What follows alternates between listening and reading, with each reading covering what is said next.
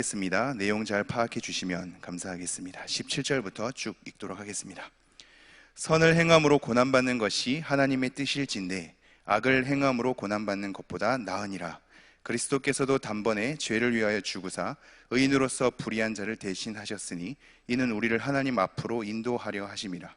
육체로는 죽임을 당하시고 영으로는 살리심을 받으셨으니 그가 또한 영으로 가서 옥에 있는 영들에게 선포하시니라. 그들은 전에 노아의 날 방주를 준비할 동안 하나님이 오래 참고 기다리실 때에 복종하지 아니하던 자들이라. 방주에서 물로 말미암아 구원을 얻은 자가 몇 명뿐이니 겨우 8명이라. 물은 예수 그리스도께서 부활하심으로 말미암아 이제 너희를 구원하는 표니 곧 세례라. 이는 육체의 더러운 것을 제하여 버림이 아니요 하나님을 향한 선한 양심의 강군이라. 그는 하늘에 오르사 하나님 우편에 계시니 천사들과 권세들과 능력들이 그에게 복종하느니라. 아멘. 의를 위하여 고난을 받는 자, 그런 자가 어떠한 일을 해야 하는지를 저번 주에 살펴봤다면, 오늘은 그러한 자가 왜 그러한 고난을 겪게 되는지에 대한 이유를 살펴보고자 합니다. 먼저 우리가 하나 헤아려야 할 것은 선을 행하는 자, 그러니까 신자들이 선을 행하는 것은 의를 행하는 것과 다르지 않다라는 겁니다. 신자들이 선을 행하는 것은 의를 행하는 것과 더불어서 시행되기에 하나님을 믿지 않는 자나 하나님을 적대시하는 자가 의를 머금고 선을 행하는 신자의 행위에 대해서 미워할 수밖에 없고, 그러기에 의를 머금고 선을 행하는 자 또는 의를 행하는 자에 대해서 핍박을 가할 수밖에 없다는 것을 우리가 살펴보았습니다. 그것 때문에 우리가 고난을 받으니 이것은 저주받거나 심판받은 모습이 아닌가? 왜 내 삶은 이렇게 괴로워야 하는가? 이것은 하나님에 대해서 오히려 심판받는 것에 대한 삶은 아닌가? 라는 의구심 속에 있다면, 저번 주의 말씀은 그것이 아니라 오히려 그들은 복 있는 자라고 말씀하고 있다는 것을 우리가 확인하였습니다. 그리고 의를 위해서 고난받는 자가 복 있는 자인데, 이러한 사람들이 도대체 무슨 일을 해야 하는가에 대해서 4가지를 살펴보았죠. 여러분이 이미 암기하시고 계시다시피 첫 번째는 그들이 두려워하는 것을 두려워하지 말고 근심하지 말라라는 것이었습니다. 이것을 통해서 우리가 내가 내 삶 가운데 요 근래에 도대체 두려워하는 바가 무엇이며, 근심, 즉 혼란하고 어지럽고 나를 근심하게 하고 고민하게 하고 갈등하게 하는, 혼동하게 하는 것이 도대체 무엇인가를 한번 돌이켜보자고 우리가 함께 말씀을 나눴고, 그러한 돌이켜봄 가운데 우리가 두려워하는 것과 근심하게 하는 것이 비신자들, 즉 하나님을 믿지 않거나 하나님을 적대시하는 사람들이 두려워하고 근심하는 것과 동일하진 않는가를 한번 돌이켜보도록 우리가 잠깐 말씀 앞에 섰으며, 그러한 가운데 이 말씀을 헤아릴 것은 그러한 비신자들이 두려워하는 것으로 두려워하지 말라, 그리고 그러한 비신자들이 근심하는 것으로 근심하지 말라 라는 것이 우리를 향한 첫 번째 요구였음을 우리는 확인했습니다. 두 번째는 그러한 혼동 가운데 우리가 넘어질 수 있고, 이 고난 때문에 우리가 힘겨워서 주저앉을 수 있는데, 우리 마음 안에 계신 주 대신 그리스도를 생각할 것에 대해서 촉구를 하였습니다. 기억나시지요? 우리가 잘 염두에 두셔야 할 것 같습니다. 고난으로 인하여서 우리가 낙담하게 될 때 내 안에 주 대신 그리스도가 있다는 것을 기억하십시오. 그리고 그 주 대신 그리스도를 거룩하게 하셔야 할 것에 대해서 우리를 향한 두 번째 요구가 주어졌습니다. 즉, 내 안에 주인 되신 그리스도를 거룩하다고 선언하며 우리가 그리스도를 온전히 드러내므로 우리 안에 주 되신 그리스도를 거룩하게 하는 삶을 살아야 된다는 것, 이것이 두 번째 요구였습니다. 세 번째는 우리로 하여금 왜 그렇게 사는지에 대해서 우리가 갖는 소망에 대한 이유를 묻거든 대답할 것을 준비하되, 무엇과 무엇으로 하라 그랬죠?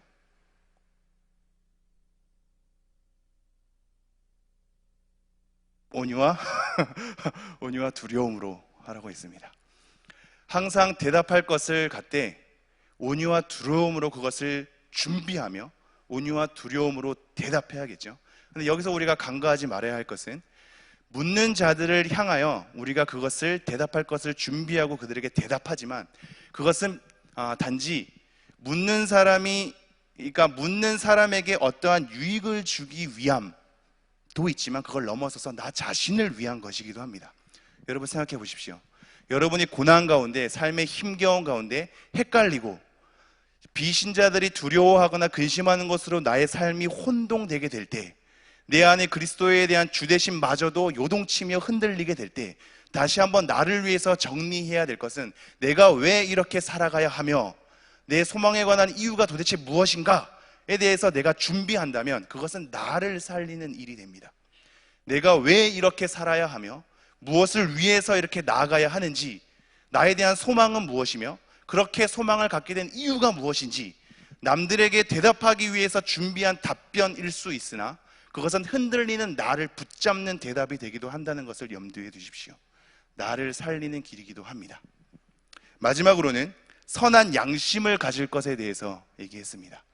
우리가 선한 양심을 가짐으로, 즉 사회에 대한 여러 가지 편법과 그들의 타협 속에 양심이 어그러질 때, 그리고 그것이 맞다라고 호응하며 유도할 때 우리는 하나님이 주신 양심을 되살림으로, 또한 그것을 선하게 되살림으로 그들에 대해서 부끄럽게 여기게 하며 그들의 어그러진 양심에 대해서 돌이켜보게 하며 그들을 하나님께로 다시 한번 인도할 수 있는 계기로 작용하는 것, 이것이 우리에게도 유익이며 그들에게도 하나님 앞에 유익이 됨을 우리는 기억해야 할 것입니다. 이 네 가지에 대한 요구사항을 겪고 나서 우리가 다시 한번 정리하기를, 고난받는 자, 이 의를 위하여서, 선을 위하여서 고난받는 자가 왜 이러한 삶으로 펼쳐지게 되는지에 대한 이유가 오늘 우리가 살펴볼 말씀입니다. 다시 한번 17절 보도록 하겠습니다. 선을 행함으로 고난받는 것이 하나님의 뜻일진데 악을 행함으로 고난받는 것보다 나으니라. 왜 이유라고 말씀드렸냐면 17절 초반에는 사실 왜냐하며이라는 단어가 있습니다. 앞에 대한 내용에 대한 이유를 얘기를 해주는 것이죠. 이 이유는 16절에 대한 직접적인 이유가 되기도 하나 우리가 살펴본 선을 행함으로 고난받는, 의를 행함으로 고난받는 자에게 요구되는 네 가지에 대한 이 네 가지 사항들이 다 요구되는 이유, 그리고 그가 고난받는 이유에 대해서 총괄적으로 우리에게 얘기를 해주고 있는 겁니다. 다시 한번 17절, 선을 행함으로 고난받는 것이 하나님의 뜻일진데 악을 행함으로 고난받는 것보다 나으니라. 이거는 두 가지로 우리가 생각하셔야 합니다. 첫 번째는 악을 행함으로 고난받는 것보다, 이렇게 나와 있죠, 그죠? 악을 행함으로 고난받는 것보다. 원래 단어에는 악을 행함으로 라는 단어밖에 없습니다. 앞에 고난받는 것에 대한 단어가 있기 때문에 자연스럽게 연결이 된 건데요, 첫 번째는 우선 이것을 빼보시죠. 한번 고난받는 것을 빼보고 제가 읽어보겠습니다. 선을 행함으로 고난받는 것이 하나님의 뜻일진데 악을 행하는 것보다 나으니라. 좀 내용이 눈에 들어오시나요? 선을 행함으로 고난받는 것, 우리는 이렇게 얘기하죠. 선을 행하는데 어떻게 고난받는가? 이 고난이 너무 괴롭고 힘들어서 왜 나에게 이러한 힘겨운 시절이 연이어지는가? 라고 할 때, 아니다, 그건, 그렇게 삶이 걸어가는 건 악을 행하는 것보다 나은 것이다 라고 얘기를 하고 있는 겁니다. 왜 이러한 말이 주어질까요? 고난 때문에 우리 마음이 흔들리기 때문입니다. 도대체 선을 행해야 될 이유가 무엇이며 그것이 우리에게 무엇이 유익인가? 선을 행하면서 우리가 고난받는다면 이 괴로움에 대해서 어떻게 담당할 것인가? 라고 얘기하게 될 때 우리는 악을 행하는 것이 현재적인 삶 가운데 더 유익해 보이고 그것이 더 손쉬워 보이고 그것이 더 환영받는 것 같아서 우리의 마음이 흔들리죠. 그럴 때 얘기합니다. 아니다, 그렇게 악을 행하는 것보다 차라리 선을 행하면서 고난받는 게 더 낫다 라고 얘기하는 겁니다. 그리고 그 이유에 대한 결정적인 근거를 그것이 하나님의 뜻이기 때문이다 라고 얘기합니다. 원래 하나님의 뜻일진대는 만일 이것이 하나님의 뜻이라면 입니다. 즉 선을 행함으로 고난받는 것이 하나님의 뜻이라면 악을 행하는 것보다 낫다라는 건데, 사실상 우리가 쭉 살펴보았듯이 의를 행하면서 고난을 받는 건 이미 하나님의 뜻임을 우리는 살펴보았습니다. 그래서 만일 하나님의 뜻일진데 라고 했을 때는 이미 의미가 없는 것이 하나님의 뜻이기 때문입니다. 왜 선으로 행하면서 고난받는 것이 낫냐? 하나님의 뜻이기 때문입니다. 우리가 이 말씀이 와닿지 않을 수 있죠. 왜냐하면 우리가 받는 고난이 과연 의 때문에, 의를 위하여 고난을 받게 되는 것인지에 대해서 자신이 없기 때문입니다. 그렇지 않습니까? 근데 여러분 잘 생각하십시오.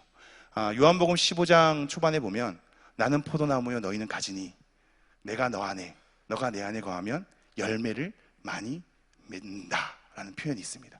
우리가 이 열매를 생각할 때는 나중에 갈라디아서 5장으로 쭉 넘어가면서 그 성령의 열매들, 원래는 9가지란 표현이 아닌데 우리는 9가지 열매로 많이 사용하긴 하죠. 이게 성령의 9가지가 아니라 다 떼어낼 수 없는 덩어리긴 하거든요. 어쨌든 이러한 열매들, 좋은 것, 선한 것, 괜찮은 것, 화평, 선, 거룩, 오래 참음, 뭐 이런 것으로 우리가 많이 생각하는데, 사실상 여러분 우리가 맺는 열매는 그러한 좋은 것쯤만이 아닙니다. 우리는 그러한 열매가 없어서 하나님과 함께하지 않는 것만 같고, 우리가 과연 하나님 믿고 나서 겪게 되는 이 고난이 정말로 좋은 열매에 대한 고난인지에 대해서 늘 의아하죠. 그러나 신자가 되고 나서 겪게 되는 갈등, 신자이기 때문에 오게 되는 주저함, 신자이기 때문에 겪게 되는 고민, 신자이기 때문에 다시 한번 돌이키면서 초조해하는 것, 이 모든 것이 열매일 수 있습니다. 우리는 당장의 눈앞에 볼 때는 선한 것이 아닌 것처럼 보이시죠. 불안하고 초조해하고 갈등하고 고민하고 번민하고 이것 자체가 다 악처럼 보일 겁니다. 그러나 이거는 하나님과 함께 하기 때문에 얻게 되는 열매들입니다. 제가 강조하는 바가 무엇인지 따라오시겠습니까? 힘겨움도 열매 중 하나입니다. 신자이기 때문에 힘겹는 겁니다. 신자가 아니라면 간단하게 생각할 수 있고 쉽게 타협할 수 있고 쉽게 그들에 대해서 동의할 수 있고 쉽게 고민 없이 그것에 대해서 결정할 수 있지만, 하나님을 믿는 신자에게 결정에 대해서 번복하고 그 결정에 대해서 조마조마하고 내가 한 행동에 대해서 다시 한번 돌이키면서 불안해하고 저 사람에 대해서 내가 이렇게 한 행동이 하나님께 과연 선할 것인가에 대한 고민이 되고 다시 한번 그것에 대해서 갈등을 빚고, 이 모든 것이 다 신자로서 맺는 선한 열매들 중 하나입니다. 이것을 선한 열매로 보지 않기 때문에 우리 삶이 행복하지 않은 것 같은데, 이것 또한 예수 그리스도를 포도나무로 우리가 가지로 곁들인 삶이기 때문에 오게 되는 삶의 결과들입니다. 그러므로 의를 위해서 고난받는 삶은 비단 엄청나게 잘 사는, 하나님 앞에 거룩하게 사는 신자들만 취할 삶이 아니라 우리 모두가 신자이기 때문에 겪게 되는 갈등과 번민이라면 그 모든 것은 의 때문에 얻게 되는 고난인 겁니다. 다시 한번 돌아오죠. 17절. 선을 행함으로 고난받는 것이 하나님의 뜻일진데 악을 행함으로 고난받는 것보다 나으니라. 악을 행하는 것보다 선을 행하면서 고난받는 것에 대한 흔들림 때문에 도대체 이게 무슨 소용인가 라고 할 때, 악을 행하는 것보다 선을 행하면서 고난받는 것, 그 삶이 오히려 낫다 라고 얘기하면서 이것이 사실 하나님의 뜻이다 라고 하는 것을 기억해 두십시오. 여기서 낫다라는 게 히브리서에 가보면 1장 4절에 가보면 예수님이 천사보다 더 뛰어남은 이라 할 때 이 뛰어나다라는 표현이거든요. 더 뛰어나다. 그러니까 낫다라는 게 이것과 이거 비교해서 뭔가 좀 유익이 되는 식으로 조금 더 낫네, 이 정도가 아닙니다. 차원이 다른 뛰어남입니다. 악을 행하는 것보다 선을 행함으로 고난받는 것이 차원이 다르게 더 뛰어난 삶이며 그것이 하나님의 뜻이다. 두 번째는 악을 행함으로 고난받는 것, 이것을 더불어서 다 우리가 이해도 한번 해봐야겠습니다. 다시 한번 읽죠. 선을 행함으로 고난받는 것이 하나님의 뜻일진데 악을 행함으로 고난받는 것보다 나으니라. 악을 행함으로 고난받는 것까지도 우리가 다 가져온다면 우리는 이렇게 이해를 하면 좀 편하겠습니다. 어차피 똑같은 원래 썼던 성경을 따로 그대로 뺏겨서 옮겨 쓰는 것을 복사본이라고 합니다. 그래서 사본이라고 하거든요. 여러 사본들이 막 수천 개, 수만 개 존재하는데 굉장히 권위 있는 어떤 사본에는 고난을 받는다라고 표현하고 있고, 다른 권위 있는 어떤 사본에서는 죽는다라는 표현으로 되어 있습니다. 그래서 두 가지를 다 성경에서는 표기를 하고 있는데요, 이 전체적인 흐름상 고난을 받는다라는 것을 더 염두에 두는 것이 좋을지도 모릅니다. 왜냐하면 고난에 관한 것으로 이 논지를 계속 펼치기 때문입니다. 다시 한번요. 그리스도께서 단번에 죄를 위하여 죽으사 또는 고난을 받으사 의인으로서 불의한 자를 대신하셨으니 이는 우리를 하나님 앞으로 인도하려 하심이라. 그리스도께서 고난을 받으셨답니다. 죽으셨답니다. 최고의 고난은 죽음이겠죠. 하나님과의 관계적 단절이겠죠. 그 죽음, 고난받음, 이 고난받으는 우리의 죄 때문에 고난받았고 불의한 자를 대신해서 고난받았답니다. 예수님께서 받은 고난은 철저히 선을 행함으로 받은 고난인 거죠. 자기가 악을 행함으로 고난받는 것이 아니라 우리의 죄를 위하여, 즉 죄 때문에 불의한 자를 대신하여, 본인이 잘못한 게 아니라 대신하여 예수 그리스도가 지금 그러한 삶을 겪고 있고, 이러한 삶을 겪는 이유는 우리로 하여금 하나님 앞에 서게 하기 위함이다 라고 얘기하고 있습니다. 그리스도의 고난받는 이유는 즉 우리를 하나님 앞에 서게 하는 것, 이것입니다. 여러분, 예전에 한번 말씀 다룬 적이 있는데 기억나실지 모르겠습니다. 우리가 하나님 앞에 잘 거룩한 생활을 해야 될 이유, 그것은 예수 그리스도를 통해서 죄에서 해방되었으므로 우리는 해방의 삶을 만끽하는 것이 아니라 죄의 해결됨으로 인하여서 하나님 앞에 서서 살게 된다라는 사실, 이것 때문에 거룩에 대한 삶이 우리에게 요구되고 있다는 것을 기억하셔야 합니다. 모든 것이 완성되었기에 아무렇게나 사는 자유로, 해방감으로 만끽하는 것으로 우리를 초청하지 않고 예수 그리스도의 죽으심, 죄 해결하심으로 인해서 우리가 하나님 앞에 살게 하는 것을 예수 그리스도가 성취하셨다라는 것, 이것이 오늘 말씀에도 이어지고 있는 겁니다. 다시 한번 보죠. 그리스도께서 단번에 죄를 위하여 죽으사 의인으로서 불의한 자를 대신하셨으니 이는 우리를 하나님 앞으로 인도하려 하심이라. 육체로는 죽임을 당하시고 영이로는 살리심을 받으셨으니, 육체로는 이 땅의 나그네로서 우리가 짊어지고 갈 한계에 있는 이 몸, 썩어질 몸, 이 것에 있어서는 예수 그리스도도 마찬가지로 죽임을 당하는 고난을 당하셨고, 그러나 이것에 이 삶이 끝나지 않고 영으로는 살리심을 받았답니다. 이 부분에 대해서 이해할 것이 많지만 우리 흐름상 중요한 거 하나는, 지금 육이랑 영이랑 단순히 대조해서 얘기하는 것이 아니라 육체로서만 우리가 멸하지 않고 영으로서 살리심을 받는다는 강조를 통해서 나그네 된 삶이 고난 속에 있지만 그 고난으로만 갇혀 있지 않고 우리를 다시 한번 살리신다는 그리스도의 할 일로 우리를 초대하고 있는 겁니다. 그러면서 19절 이렇게 얘기하죠. 그가 또한 영으로 가서 옥에 있는 영들에게 선포하시니라. 이 말씀은 다뤄야 될 내용이 굉장히 많은데요, 오늘은 간단하게만 짚고 넘어가도록 하겠습니다. 이 부분은 음부 강화 또는 지옥 강화라고 하는 굉장히 중요한 주제를 닮은 구절로, 근거 구절로 작용을 하고 있는 겁니다. 쉽게 말해서 이거죠. 예수님께서 지옥에 가셨답니다.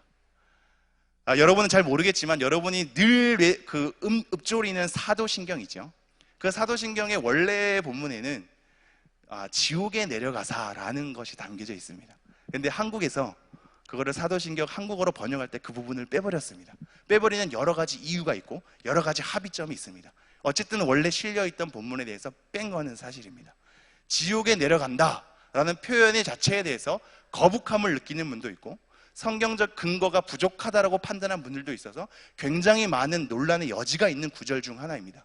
우리가 그 논란에 대해서 하나하나 살펴보는 것이 굉장히 유익이 될 수 있겠지만 이 시간에는 약간의 결론만 좀 던져주고자 합니다. 다시 한번 19절 보죠. 그가 또한 영으로 가서 옥에 있는 영들에게 선포하시니라. 이 옥을 지옥으로 볼 것인가, 단순히 갇혀있는 곳으로 볼 것인가에 대한 논란의 여지가 있지만 지옥으로 보는 것이 사실상 대다수 학설의 정설입니다. 예수님이 지옥으로 내려가셨답니다. 여러분 믿겨지십니까? 예수님이 죽임을 당하시고 지옥으로 가셨답니다. 이것에 대해서 반대되는 가장 강력한 구절이 뭘까요? 예수님께서 십자가에 못 박혀 돌아가실 때 양쪽에 강도가 있었습니다. 그 중에 한 강도는 예수님께서 돌아가실 때 나를 생각해 주십시오 라는 예수 그리스도에 대한 인정하는 어떤 발언들을 하죠. 그럴 때 예수님께서 이렇게 얘기합니다. 내가 오늘 나와 함께 낙원에 있으리라. 그죠? 예수님이 죽으시는 그날에 말한 오늘 내가 나와 함께 낙원에 있다라는 표현이 있는데, 예수님께서 죽으시고 지옥에 갔다라는 것은 대조되지 않는가에 대한 부분으로 굉장히 반대되는 강력한 구절로 뿜고 있는데, 이것에 대한 해결점은 바로 영으로는입니다. 다시 한번 보죠. 19절. 그가 또한 영으로 가서 옥에 있는 영들에게 선포하시니라. 어려운 부분입니다만 이렇게 이해할 수 있습니다. 예수 그리스도께서 죽은 이후에 바로 낙원에 이른 것과 지옥에 내려가는 것은 우리에 대한 신체 구조로서 판단하는 게 아니라 영으로서 다 가능한 일일지도 모르겠습니다. 낙원에 가는 것과 지옥에 가는 것이 예수 그리스도의 영으로서 가능한 논리라는 거죠. 하나님께서 온 세상 가운데 함께 계시듯이 죽으시고 영으로서 살리심을 받은 예수 그리스도가 오늘 낙원에 계시면서도 영으로서 지옥에 갈 수 있는 논리가 펼쳐질 수 있는 것이죠. 이거에 대해서 설명할 것이 많지만 예수님께서 지옥에 갔다라는 것에 대해서 부인할 수 없는 사실이 있습니다. 22절 보죠. 22절 그는 하늘에 오르사. 하늘에 오르사가 원래 가다라는 단어랑 동일한 단어입니다. 만약에 지옥에 갔다라는 거, 옥에 갔다라는 이 가서라는 단어가 그냥 비유일 쯤이라면 하늘에 오르사라는 이 하늘에 오른 것 또한 비유로서 해석해야 합니다. 그러나 우리가 하늘에 오른 것에 대해서 인정하지 않습니까? 그러므로 지옥에 간 것도 인정할 수밖에 없는 사실인 겁니다. 예수 그리스도께서 죽으사 지옥에 영으로 갔고 옥에 있는 영들에게 선포하셨습니다. 이것만 정리하죠. 선포하셨다는 것을 어떤 이들은 복음을 선포했다라고 얘기를 합니다. 그럼 우리에게 이제 헷갈림을 줍니다. 이미 지옥에 간 사람들에게 복음을 전파하심으로 그들이 구원받을 수 있는 또 다른 기회를 주는 거 아니냐라고 할 때 이미 지옥 간 사람들에게 어떠한 기회를 얻는 것만 같아서 카톨릭에서는 이것을 연옥의 교리로 하나로 근거 구절로 사용하기도 합니다. 그러나 여기서 부딪히는 것이 있죠. 우리가 이미 아시다시피 아브라함, 부자 나사로 얘기할 때 아브라함의 품에 간 우리 거지 예를 들면서 내가 내 자녀들에게 내 자녀들에게 천사를 보내주셔서 그들에게 복음을 전해서 지옥에 오지 않게 하십시오. 그 물 한 방울 져갖고 내 혀에 좀 대게 해주십시오 라고 할 때 지상에서 복음을 듣지 않는 자가 이후에 기회가 없다는 것에 대해서 확정을 짓는 내용들이 나오거든요. 한마디로 살아 생전에 복음에 대한 것을 듣고 하나님 앞에 믿음으로 작용하지 않는 사람은 옥에 가서 또 다른 기회가 주어질 수 없는 겁니다. 그러므로 여기서 말하는 전파는 복음 전파라고 할 수가 없는 겁니다. 또 다른 근거는 이겁니다. 원래 복음을 전파하다라는 단어는 다른 단어로 표현되어 있습니다. 유앙겔리온이라는 단어인데요, 복음을 전파하다라는 단어를 주로 사용할 때는 이 단어를 사용하는데 여기선 그 단어가 사용되지 않거든요. 그러므로 복음을 전파한 게 아닌 겁니다. 지옥에 있는 영들에게 가서 그럼 무엇을 전파했느냐? 여러 가지 설이 있지만 우리는 이렇게 정리할 수 있을 것입니다. 예수 그리스도의 부활하심과 그 승리하심에 대해서, 아니면 주 되심에 대해서 그것 자체를 드러내신 겁니다. 본인에 대한 승리를 드러내시고 부활할 것에 대한 승리를 드러내시고 예수 그리스도의 진정한 그리스도 되심을 드러내시고 하나님 되심을 드러내시는 것, 그 옥에 있는 영들에게 너네가 믿지 않아서 이렇게 된 처지가, 너네가 조롱했던 그리스도가, 너네가 비아냥거렸던 그리스도의 고난에 대해서 너네가 그러한 비아냥거림으로 지금 이 지옥 가운데 있지만 예수 그리스도가 진정한 승리자다라는 것에 대해서 다시 한번 확언하는 것이죠. 그것을 전파한 겁니다. 19절 다시 한번 읽죠.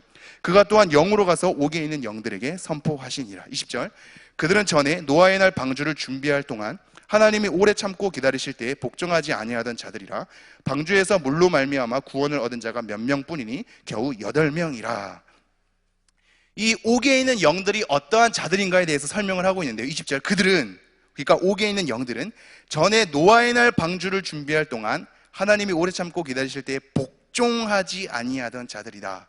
노아의 날 방주 얘기를 꺼내면서 복종하지 않는 자임을 얘기를 하죠. 이것은 노아 시대 때 죽었던, 믿지 않아서 죽었던, 멸망받았던 자들만 얘기하는 것이 아니라 대표성입니다. 즉 하나님 말씀을 복종하지 않아서 심판을 받은 그들에 대해서 총괄적으로 얘기하면서 노아의 방주 사건을 끄집어낸 겁니다. 한마디로 그들은 하나님을 믿지 않고 불복종한 자들인데, 대표적으로 그들은 전에 노아의 날 방주를 준비할 동안 하나님이 오래 참고 기다리실 때 복종하지 아니하던 자들이라. 여러분 이것을 이렇게 생각하십시오.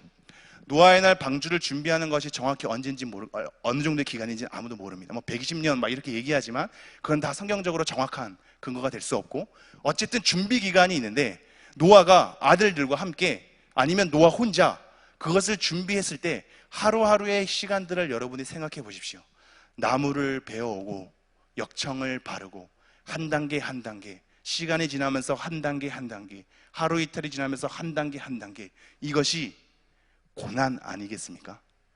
수많은 사람들의 비아냥거림과 조소, 비웃음, 조롱 속에 하루하루 보이지 않는 그날을 기다리면서 준비하는 노아의 삶이 선을 행함으로 고난받는 겁니다. 선을 행함으로 고난받는, 더뎌지고 지체되고 사람들에 대한 비웃음과 조롱거리로 마음이 상하고 여전히 끝은 보이지 않고 언제 심판이 당할지는 늘 의심스럽고 불안한 상태에서 자기 할 일 하루하루 한 시간 한 시간 하나하나 해나가는 선을 행함으로 받는 고난의 삶이 노아의 준비되는 삶 가운데 있었으며, 이때 반대로 그들에게는 어떠한 하나님의 말씀을 순종할 수 있는 기회로 작용된 겁니다. 그러나 그들은 조소했고, 그들은 여전히 우리가 당하는 고난에 대해서 비웃었고 조롱했고 불복종하였습니다. 이런 불복종한 자들이 지옥에 들어간 자들인 거죠. 그러면서 이렇게 얘기하죠. 그들은 전에 노아의 날 방주를 준비할 동안 하나님이 오래 참고 기다리실 때 복종하지 아니하던 자들이라. 방주에서 물로 말미암아 구원을 얻은 자가 몇 명뿐이니 겨우 8명이라. 자, 이러한 방주에서 물로 말미암아 구원을 받은 자들, 구출을 얻은 자들이 겨우 몇 명이라고요? 8명이랍니다. 자, 여기서의 강조는 물로 말미암아 구원을 받았다라고 할 때 물이 뭔가 그들로 하여금 구원을 준 것처럼 우리를 생각하게 만들지 않습니까? 근데 구원을 준 실질적인 어떤 도구는 뭐죠? 방주거든요. 물은 심판의 도구인 겁니다. 그러나 심판의 도구로 물이 이 땅 가운데 흘러보내게 됐을 때 그것으로 하여금 우리가 구출을 얻게 되죠. 이 중요한 표현인데요. 물이 지금 어떤 이에게는 심판으로 작용하지만 어떤 이에게는 구출을 얻게 되는 것으로 작용하고 있다는 겁니다. 이 두 가지를 이미 베드로가 의도적으로 사실 꺼내고 있습니다. 왜 그런지 보죠. 21절, 물은 예수 그리스도께서 부활하심으로 말미암아 이제 너희를 구원하는 표니 곧 세례라. 이는 육체의 더러운 것을 제하여 버림이 아니요 하나님을 향한 선한 양심의 강군이라. 물은 이라면서 시작을 하고 있습니다. 앞에서 물, 구원을 주고는 실질적인 도구는 방주임에도 불구하고 심판으로서 작용하면서 어떤 이에게는 그 속에서 구출을 얻게 되는 두 가지 의미가 갖고 있는 이 물을 통해서 다시 한번 어떠한 의미가 있는지를 우리에게 알려주고 있는 것이죠. 다시 한번 읽어볼까요? 21절, 물은 예수 그리스도께서 부활하심으로 말미암아 이제 너희를 구원하는 표니 곧 세례라. 이는 육체의 더러운 것을 제하여 버림이 아니요 하나님을 향한 선한 양심의 강군이라. 이 물이 곧 구원하는 표, 곧 세례라고 얘기하고 있습니다. 이 세례에 대해서 우리가 정리해야 될 게 굉장히 많지만 사실상 이 구절은 세례에 대한 중요성을 얘기하는 것이 아닙니다. 표로 작용하는 물에 대해서 얘기를 하는 겁니다. 다시 한번, 물은 예수 그리스도께서 부활하심으로 말미암아 이제 너희를 구원하는 편이 곧 세례라. 이는 육체의 더러운 것을 제하여 버림이 아니요 하나님을 향한 선한 양심의 강군이라. 즉 아까 지옥 강하라고 했을 때 이것은 예수 그리스도가 전파했다라는 것에 강조점이 있지 않고 옥에 있는 영들에게 내려갔다는 것에 강조점이 있습니다. 즉 고난의 끝자락인 겁니다. 고난의 끝자락을 당하고 당하셨지만 결국 그 예수 그리스도가 어떻게 되느냐, 하늘에 오르사 전능하신 하나님 우편에 앉아 계시고 모든 영적 세력들이 예수 그리스도 앞에 복종하는 겁니다. 이것으로 우리가 고난받는 이유를 예수 그리스도의 삶으로 다시 한번 요구되고 있습니다. 여러분, 신자들이 받는 의를 머금는 선은, 그것을 행함으로 받는 고난은 하나님의 뜻인 겁니다. 그리고 하나님의 뜻에 따라 그렇게 고난받는 삶을 이어지게 될 때 우리가 흔히 흔들리고 미혹되는 악을 행하면서 뭔가 더 잘 될 것 같은 그런 삶보다 비교할 수 없는 더 뛰어남으로 우리에게 소개되고 있습니다. 예수 그리스도도 그러한 삶을 사셨으며 예수 그리스도가 고통의 끝자락으로 갔지만 그의 결국은 오르셨고 앉으셨고 모든 영적 세력들이 복종한 삶을 얻게 된 겁니다. 우리도 그렇게 될 것입니다. 우리가 지금의 삶은 보이지 않고 지금의 삶은 힘들고 어렵고 낭망이 되고 실패가 되겠지만 여러분, 의를 위해서 받는 고난, 선을 행함으로 받는 고난은 하나님의 뜻인 겁니다. 여러분의 삶을 놓지 마십시오. 여러분의 신앙의 뿌리를 뽑지 마십시오. 힘들다고 너무나 많이 주저앉지 마십시오. 여러분이 실패를 경험하는 것 때문에 모든 것을 낙담하고 다 놓아버리지 마십시오. 예수 그리스도를 생각하면서 다시 한번 우리가 겪게 되는 열매, 이 고난에 대해서 짊어지고 가는 여러분 되었으면 좋겠습니다. 기도하겠습니다.